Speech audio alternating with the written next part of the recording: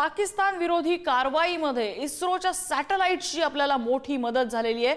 पाकिस्तानचे ड्रोन आणि मिसाईल निष्क्रिय करण्यासाठी हे सॅटेलाइट्स आपल्याला उपयोगी ठरले आहेत। इस्रोचे 7 सॅटेलाइट्स हे भारतीय सैन्य दलाचे डोळे बनलेले आहेत। या दहशतवाद्यांच्या तळावरती अचूक हल्ला करण्यात सुद्धा या सॅटेलाइट्सची मोठी मदत राहिलेली आहे। गेल्या अनेक वर्षांमध्ये भारताने हे सॅटेलाइट्स जे विविध मिलिटरी पर्पजेससाठी सोडलेले होते आणि तेच सॅटेलाइट्स तेच उपग्रह आता आपले डोळे बनून आलेले आहेत। Lieutenant colonel Satish Dhage sir आपल्या सोबत आहेत। ढगे सर, भारताने एक प्रकारे घेतलेलं हे पाऊल मला वाटतं भविष्यामध्ये येऊ घातलेलं संकट लक्षात ठेवूनच ते कदाचित उचललेलं पाऊल म्हणावं लागेल आपल्याला।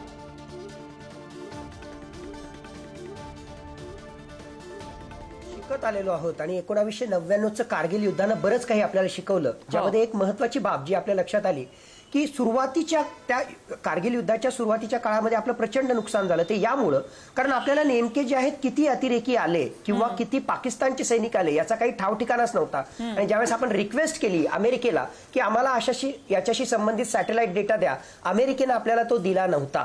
त्या अनुभवावरून आपण शिकलो आणि आपली जर सुरक्षितता आपल्याला जर करायची असेल तर त्यासाठी अशा प्रकारचे सॅटेलाइट ज्याच्या माध्यमातून आपल्याला सर्व्हिलन्स डेटा मिळू शकेल यासाठी आपण वेगवेगळ्या प्रकारचे सॅटेलाइट त्या ठिकाणी पाठवले। आणि या कम्युनिकेशन सॅटेलाइटच्या माध्यमातून त्याचबरोबर सर्व्हिलन्स सॅटेलाइटच्या माध्यमातून आता आपण जे आहे अशा प्रकारच्या सिस्टममध्ये येतोय की नाविक सॅटेलाइट सिस्टम जी आहे, ज्यामध्ये IRNS सॅटेलाइट जे आहेत, IRNSS जे सॅटेलाइट आहेत नॅव्हिगेशनल सॅटेलाइट्स, त्या माध्यमातून जो आहे हा सगळा डेटा आपल्याला प्राप्त होतो आणि अतिशय अचूक पद्धतीने काही मीटर पर्यंतचा सुद्धा डेटा आपल्याला त्या ठिकाणी मिळू शकतो। तर नक्कीच सर्व्हिलन्स साठी सुद्धा जे आहे या सॅटेलाइटचा मोठ्या प्रमाणावर फायदा होतो आणि माझ्या मते भारताने हे जे पाऊल उचललं होतं काही दशक अगोदर काही वर्ष अगोदर त्याचा फायदा आपल्याला आता होताना त्या ठिकाणी दिसतोय। दुसरी महत्त्वाची गोष्ट, आंतरराष्ट्रीय स्तरावरच्या वेगवेगळ्या महाशक्ती असतात, ते आपले जे स्ट्रॅटेजिक अलाय असतात, पण मला पर्सनली नेहमी असं वाटतं की कुठलंही युद्ध लढायचं असेल किंवा कुठल्याही देशानं आपल्या सुरक्षिततेचा विचार करायचा असेल तर ते स्वतःच्या हिमतीवरच त्या ठिकाणी करावं लागतं। आज घडीचा मित्र हा उद्याचा आपला शत्रूही बनू शकतो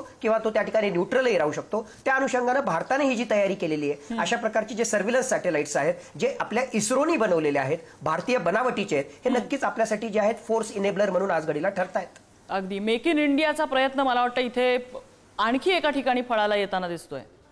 ढगे सर, तुम्ही बोलताना आता आंतरराष्ट्रीय देशांची म्हणजे इतर देशांची जी भूमिका असते त्याविषयी सुद्धा बोललात। अमेरिका सुरुवातीपासून भूमिका जी घेते ती शांततेची आहे, न्यूट्रल भूमिका अमेरिका घेते। आता सुद्धा अमेरिकेने असं म्हटलंय की दोन्ही देशांनी शांतता राखावा असं आवाहन केलेलं आहे। या आवाहनाकडे नेमकं कशा प्रकारे पाहायचं, कोणासाठी फायद्याचं हे आवाहन असणार आहे भारत आणि पाकिस्तानच्या दृष्टीने? आज घडीला तरी त्यातली जमेची बाजू आपण जर अॅनलाइज केली तर मला वाटतं जे आहे भारताच्या ते फायद्याचं आहे। यासाठी 2-3 त्यातल्या महत्त्वाच्या बाबी आपल्याला लक्षात घ्याव्या लागतील। पहिली गोष्ट म्हणजे ज्यावेळेस अमेरिकेकडून अशा प्रकारचं विधान येतंय की it is none of our business, म्हणजेच एक प्रकारे जे आहे आम्ही आता पाकिस्तानच्या पाठीशी नाही, कारण आतापर्यंतचा जर इतिहास पाहिला तर नेमक्या अशा प्रकारच्या कुरघोड्या करून ज्यावेळेस एस्केलेशन होतं त्यावेळेस जो आहे पाकिस्तान आंतरराष्ट्रीय मध्यस्थीच्या माध्यमातून आणि मुख्यतः अमेरिकेच्या माध्यमातून जो आहे लपण्याचा किंवा वाचण्याचा प्रयत्न करत आलेला आहे आणि तो त्यामध्ये यशस्वी सुद्धा झाला होता। तर ज्यावेळेस अमेरिका असं म्हणते की it is none of our business, म्हणजेच मी त्याला अशा प्रकारे घेतो की it is a free hand for India, तुम्ही तुमच्या पद्धतीनं बघा कसं त्या ठिकाणी करायचं, एक गोष्ट। दुसरी गोष्ट, ऑलरेडी अमेरिका जो आहे आपला स्ट्रॅटेजिक अलाय आहे आणि तो स्ट्रॅटेजिक अलाय असल्यामुळे मागच्या काही काळामध्ये ज्या प्रकारचे आपले करार त्यांच्यासोबत झालेले आहेत त्याहून महत्त्वाचं अमेरिकेसाठी जे आहे चायना हा सगळ्यात महत्त्वाची थ्रेट असणारी येणाऱ्या काळामध्ये आणि चायनाला जर टॅकल करायचं असेल तर नक्कीच भारत हे अमेरिकेकडे असणारे एक काउंटर बॅलन्सिंग अशा प्रकारचं एक अस्त्र म्हणा किंवा अशा प्रकारची एक फॅसिलिटी त्याच्याकडे उपलब्ध आहे आणि त्या अनुषंगाने तो जो आहे भारताला विरोध करण्याच्या स्थितीत तर नक्कीच नाही आणि भारताला काही अंशी जो आहे तो मदतच त्या ठिकाणी करेल। आणि तिसरी गोष्ट, आज घडीला पाकिस्तान म्हणजे खऱ्या अर्थानं जर कन्व्हेन्शनल सुपिरियरिटी पाहिलं तर ती भारताकडे आहे। पाकिस्तानकडे फक्त न्यूक्लिअर वेपन्स हीच एक शेवटचा पत्ता आहे आणि हे न्यूक्लिअर वेपन्स वापरू नये म्हणून आंतरराष्ट्रीय दबाव महत्त्वाची भूमिका बजावेल आणि त्यामध्ये अमेरिका अत्यंत महत्त्वाचा ठरू शकतो। अगदी आपल्याला ही जी स्क्रीन वरती आता दृश्य दिसतायत ती म्हणजे पाकिस्तानच्या काही क्षेपणास्त्राचे कदाचित अवशेष असावे। हे आपण जे इंटरसेप्ट केलेली होती पाकिस्तानी क्षेपणास्त्र कदाचित ते असावे। ही कुठल्या भागातली दृश्य होती ते अजून आपल्याकडे अपडेट आलेले नाहीयेत, मात्र पाकिस्तानचे अनेक ड्रोन्स हे भारताने जे काल निष्क्रिय केलेले होते। पंजाब आणि राजस्थानच्या काही भागामध्ये या ड्रोनचे अवशेष आढळलेले आहेत आणि इकडे जम्मू काश्मीरमध्ये सुद्धा काही भागात या ड्रोनचे अवशेष सापडलेले आहेत। ही दृश्य हरियाणामधली होती अशी माहिती मिळते। भारताने निष्क्रिय केलेले या ड्रोनचे अवशेष सीमावर्ती भागामध्ये अनेक ठिकाणी सापडतायत आपल्याला। काय नम्रता, या दृश्यांमध्ये सुद्धा आपण पाहू शकतो काही अवशेष सापडत आहेत. ड्रोनचे सुद्धा काही अवशेष पंजाबच्या काही भागांमध्ये सुद्धा सापडले होते. सकाळी त्या संदर्भातले तपशील समोर आले होते. तर आता मिसाईलचे सुद्धा काही अवशेष सापडल्याची दृश्य आपण पाहिली. ही 3 दृश्य आपण पाहतोय. अखनूर मधली दृश्य आहेत, अमृतसर मधली आणि जालंधर मधली. या तिन्ही दृश्यांमध्ये आपण काय पाहू शकतो तर कशा प्रकारे हल्ला पाकिस्तानने केला होता आणि हल्ला ड्रोनच्या माध्यमातून झालेला असेल किंवा मग मिसाईलच्या माध्यमातून ते निष्क्रिय केल्यानंतर, ते हवेतच उडवून दिल्यानंतर त्यांचे जे अवशेष उरलेले आहेत त्या संदर्भातली ही दृश्य आपण पाहतो. बरं, ही आधीची जी दृश्य होती क्षेपणास्त्रांची ती हरियाणातल्या सिरसा या भागामधली दृश्य आहेत अशी माहिती मिळते. मला वाटतं ढगे सर, अपडेट माझे जर चुकत नसतील तर याच भागामध्ये फतेहने हल्ला करायचा प्रयत्न झालेला होता. ते असू शकतं हे, किंवा कुठला ड्रोन असू शकतो?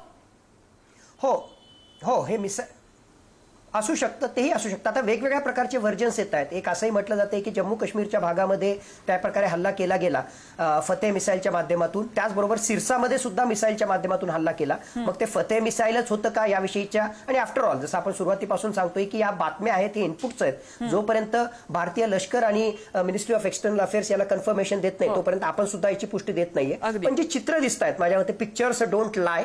आपण जर, कारण ANIचा माईक सुद्धा आपल्याला त्या ठिकाणी दिसला, तर एकूणच सिरसामध्ये सुद्धा जो आहे मिसाईल हल्ला त्या ठिकाणी करण्याचा प्रयत्न केला. आपण त्याला न्यूट्रलाइज केलं. ज्या अर्थी हे अवशेष मिळत आहेत याचा अर्थ जे आहे पुन्हा हे सबस्टॅन्शिएट होतं की आपली एअर डिफेन्स सिस्टम मजबूत आहे, म्हणूनच आपण ड्रोन न्यूट्रलाइज करू शकलो, पाडू शकलो, म्हणूनच आपण जे आहे मिसाईल इंटरसेप्ट करू शकलो, पाडू शकलो, आणि त्यामुळेच हे सगळे अवशेष आपल्याला या ठिकाणी मिळताना दिसत आहेत. तर माझ्या मते एअर डिफेन्स सिस्टम मजबूत आहे आणि त्याच्यामुळे घाबरून जाण्याचं काही कारण नाही. पण येणारा लढा जो आहे तो आणखी सक्षमतेने लढण्याची आणि एक प्रकारे आपली स्ट्रॅटेजी बदलण्याची गरज आहे असं मला या घडीला सगळ्या या गोष्टींकडे पाहून वाटतंय. स्ट्रॅटेजी बदलण्याची गरज, म्हणजे थोडंसं एलॅबोरेट कराल याच्यावरती? स्ट्रॅटेजी बदलायची म्हणजे एक हा शब्द जो आहे तो कुठेतरी मला खटकतोय. भारताची जी भूमिका आहे की आपण जे आहे रेसिप्रोकल आणि रिस्ट्रेंड पद्धतीनं हा सगळा जो आहे संघर्ष त्याला हँडल करतोय. म्हणजे पहिले जे आहे पाकिस्ताननं जर आमच्याकडे जे आहे समजा स्मॉल आर्म फायरिंगनं हल्ला केला तर आम्ही सुद्धा जे आहे त्यांच्या विरुद्ध स्मॉल आर्म फायरिंगनं बिलकुल जे आहे ईट का जवाब पत्थर से देंगे. पण पहिली क्रिया जी आहे ती पाकिस्तानकडून होती आणि नंतर आम्ही ऍक्शन त्या ठिकाणी करू. That is what reciprocal. Restrained म्हणजे जे आहे आम्ही संयमानं हे सगळं त्या ठिकाणी करू. ठीक आहे, म्हणजे भारत जे आहे एक रिस्पॉन्सिबल नेशन आहे, या सगळ्या अनुषंगाने जे आहे ठीक आहे, त्यात काही चुकीचं याच्यात नाही. पण खरा मुद्दा हा आहे की ही लढाई आपण कशासाठी लढतोय.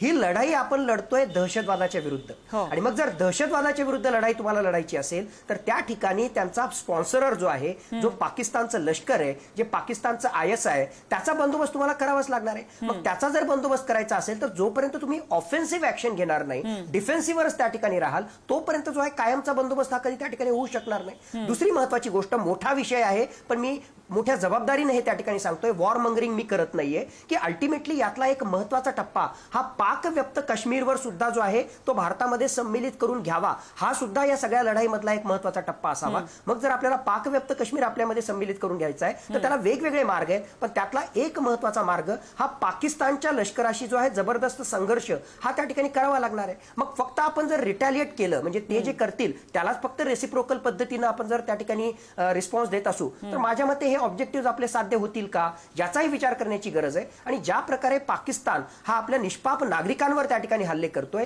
कधीपर्यंत आपण हे सहन करायचं. म्हणजे मागच्या 2 दिवसांचं जे आहे मी उदाहरण त्या ठिकाणी देतो. हा मूळ वाद कुठून सुरू झाला की पहलगाम हल्ला, ज्यामध्ये जे आहे 26 निष्पाप नागरिकांचा बळी गेला, खरं आहे. पण आपण ज्यावेळेस कायनेटिक ऍक्शन सुरू केली त्याच्या दुसऱ्याच रात्री पाकिस्ताननं हल्ला केल्यानंतर 16 निष्पाप जम्मू आणि काश्मीरच्या नागरिकांचा जीव गेला.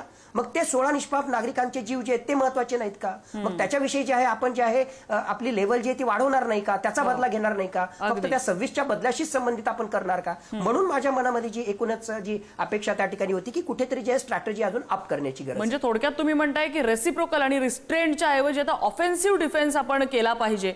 खूप मोठं वक्तव्य, आणि मला वाटतं सरकार दरबारी मला वाटतं ही स्ट्रॅटेजी सुद्धा शिजत असावी, कारण जे बैठकांचं सत्र आता सुरू आहे.